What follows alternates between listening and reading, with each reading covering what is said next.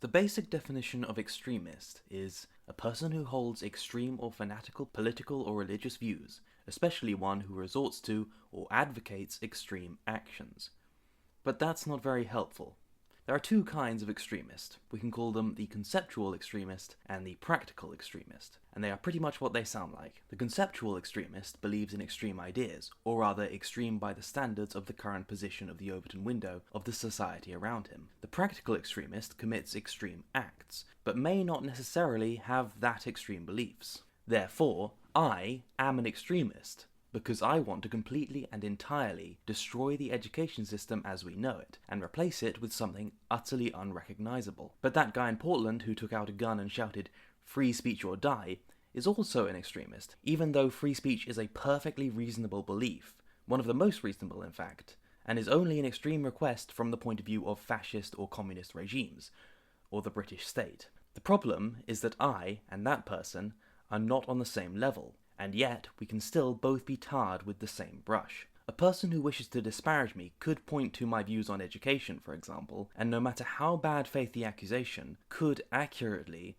describe me as an extremist, with the obvious purpose of putting the image into your head of me going full Unabomber or something. Apart from giving bad actors an easy angle with which to smear, this has two primary dangers. 1.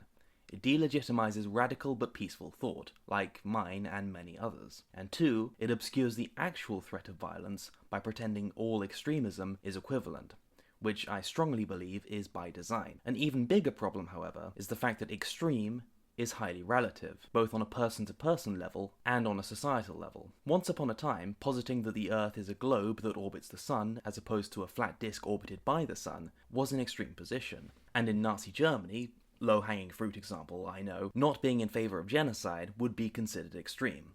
So, is extreme determined by a lack of reason, i.e. how far one is removed from reality, acting outside of accordance with reason, and who defines what is reasonable? Is a person still an extremist if they are correct, as in logically consistent with their principles, but acting on faulty information? Or is extreme determined by the current placement of the Overton window? All in all, extremist, as it is commonly used, is a highly unhelpful and unproductive term, but it is enough of an emotionally charged term for bad actors to abuse.